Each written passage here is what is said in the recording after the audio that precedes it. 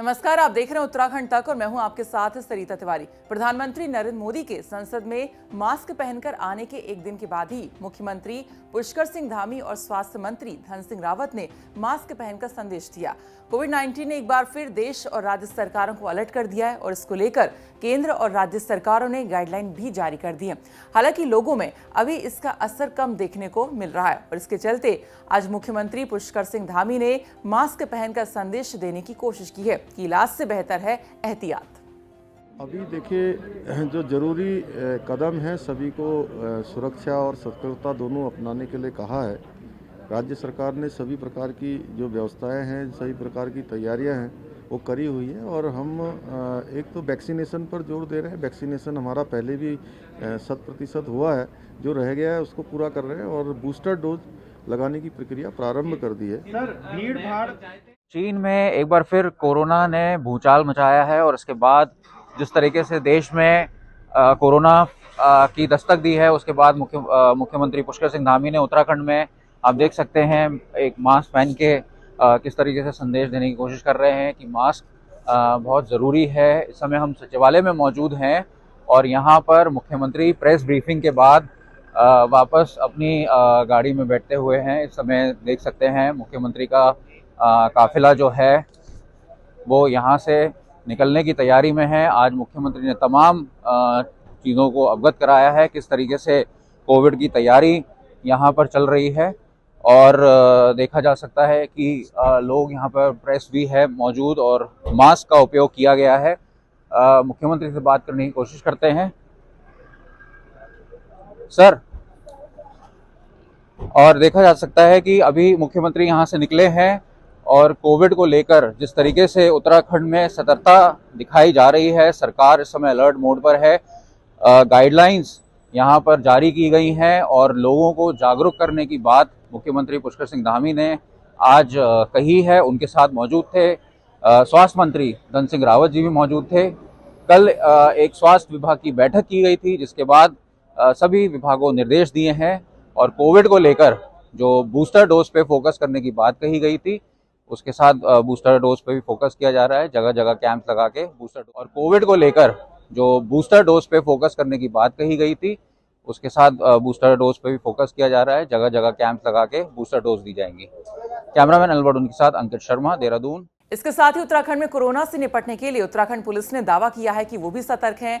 देश भर में नए साल को लेकर जोर शोर से तैयारियां चल रही हैं और उधर चीन में कोरोना से जीवन अस्त व्यस्त हो गया है और इसको लेकर देश में भी असर देखने को मिला हुआ है, जिसके बाद केंद्र के निर्देशों के बाद राज्य सरकार में एसओपी जारी कर दी है।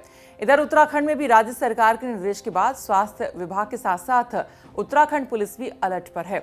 उत्तराखंड पुलिस के एडीजी कानून व्यवस्था डॉक्टर वी मुरुगेशन ने बताया कि पुलिस नए साल पर जश्न के साथ कानून व्यवस्था और कोविड को लेकर सतर्क है और सभी जिलों के कप्तानों को अलर्ट कर दिया गया है।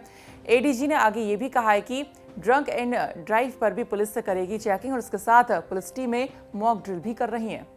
तो उसके तो वही हमने कहा है कि एक जो इंस्ट्रक्शन होता है स्पेसिफिक टू दी 25 दिसंबर और 31 दिसंबर के लिए, जो क्रिसमस और उसी हफ्ते का, तो हमारी जो डायरेक्शंस होती है डिस्ट्रिक्ट के कि अपने अपने क्षेत्र में अलर्ट रहना है और जहां फोर्स की जरूरत पड़ता है डिप्लॉयमेंट की, वहां पे वो आंकलन कर ले और डिप्लॉय करने का भी है। जहां जरूरत पड़ रही है हमने वहां का पीएसी भी दिए हुए हैं, पीएसी के भी एक्स्ट्रा जो फोर्स है वो भी दिए हुए हैं।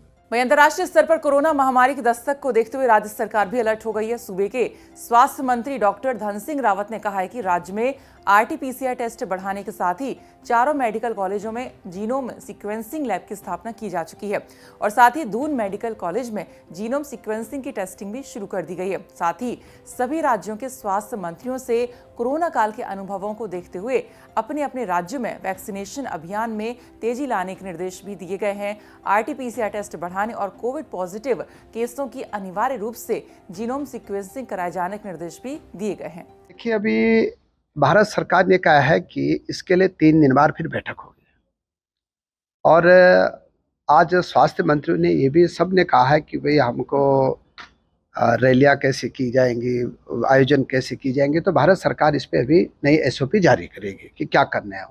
आज सारे स्वास्थ्य मंत्रियों के उन्होंने सुझाव ले लिए हैं और ये भी कहा है कि टेस्टिंग पे विशेष ध्यान दिया जाए। और ये भी कहा है कि अपने राज्य में, क्योंकि अभी भारतवर्ष की स्थिति अन्य देशों की स्थिति से बहुत अच्छी है कि यहाँ पे कोई ऐसे केसेस अभी है नहीं, लेकिन फिर भी एहतियात के तौर में ये कहा गया है कि वे सब लोगों को जो है कोरोना से जो है कम जो है भीड़ भाड़ के इलाकों से भी बचना है।